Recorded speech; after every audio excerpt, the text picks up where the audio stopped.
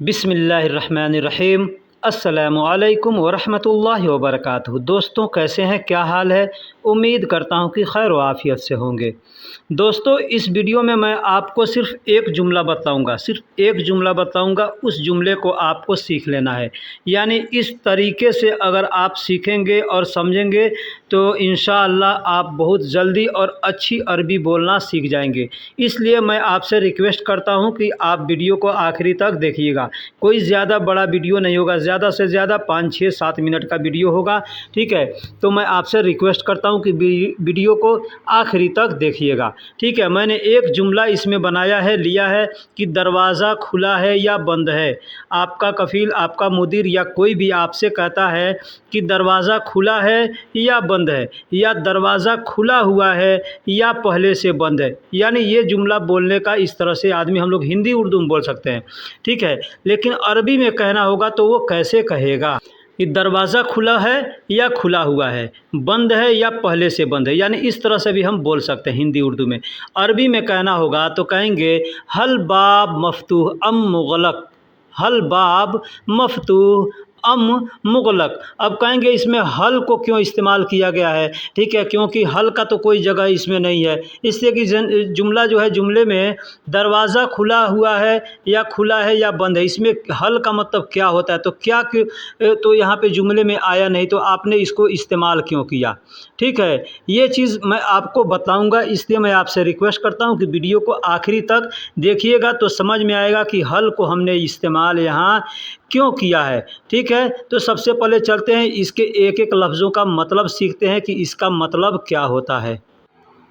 इस जुमले का जो पहला अल्फाज है वो है दरवाज़ा। हम लोग दरवाज़ा भी कहते हैं या गेट भी कहते हैं। तो अरबी में उस गेट को या दरवाज़े को अरबी में बाब कहते हैं। बाब का मतलब दरवाज़ा होता है। ठीक है, लिखने में अलबाब लिखा जाता है, लेकिन बोलने के लिए बाब आदमी कहता है, बाब बोलते हैं। ठीक है, तो उसका मतलब होता है दरवाज़ा या गेट। ठीक है, तो आप बाब कह सकते हैं। अब इसका अगला जुमला है, अगला अल्फाज है खुला है या खुला हुआ है। अब इसमें देखिए, बोलने का दो तरीका है, खुला है या पहले या खुला हुआ है, मतलब पहले से खुला हुआ है। ठीक है, तो हम इसको अरबी में बोलना होगा तो कहेंगे मफ्तूह। मफ्तूह क्या है? मफ्तूह मतलब खुला है या खुला हुआ है, यानी पहले से खुला हुआ है तो हम उसको मफ्तूह कहेंगे, मफ्तूह। तो हमारा जुमले का पहला अल्फाज था बाब यानी दरवाज़ा। ठीक है, दरवाज़ा खुला है तो हम कहेंगे बाब मफ्तूह। इसका मतलब होता है दरवाज़ा खुला है यानी बाब मफ्तूह। बाब का मतलब दरवाज़ा और मफ्तूह का मतलब खुला हुआ है। अब अगला सेंटेंस लेते हैं। जुमले का अगला सेंटेंस है बंद है। क्या है? बंद है। अब इसको भी बोलने का दो तरीका है, बंद है भी कह सकते हैं या पहले से बंद है, यानी दोनों तरह से हम अपने ज़ुबान में बोल सकते हैं, बंद है या पहले से बंद है। तो हमको अगर अरबी में बोलना होगा तो हम इसको भी दो तरीके से बोल सकते हैं। मशक्कर का मतलब पहले से बंद है, मुग़लक़ का मतलब भी होता है पहले से बंद है।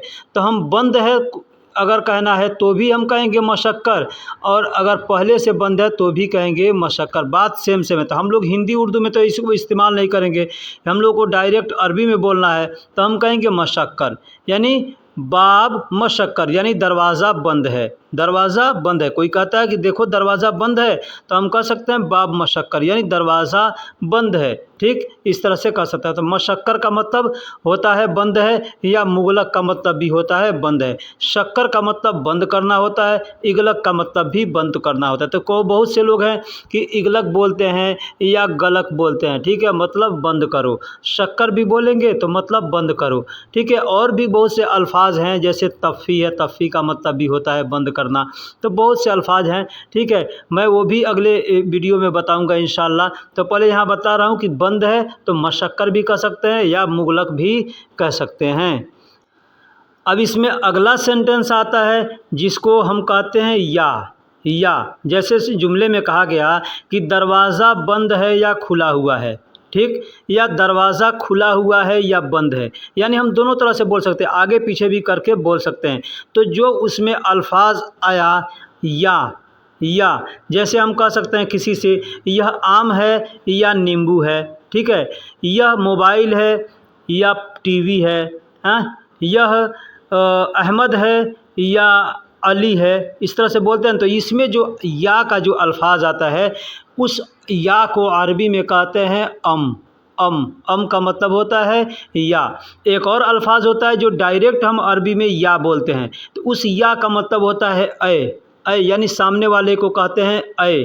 ठीक है, आपने कुरान पढ़ा होगा या हदीसों को सुना होगा, तो उसमें भी देखते हैं कहा जाता है या मोहम्मद। लोग भी यहाँ पे भी अरबी में भी लोग कहते हैं या मोहम्मद यानी ए मोहम्मद, या अली यानी ए अली, या अहमद यानी जो भी नाम होता है उसको कह करके नाम लेने से पहले या कह करके बुलाते हैं, तो मतलब या, तो वो होता है ए। और एक जो हम लोग हिंदी में बोलते हैं या, तो उसको अरबी में अम कहते हैं। अम का मतलब या होता है। अगला इसका सेंटेंस है क्या।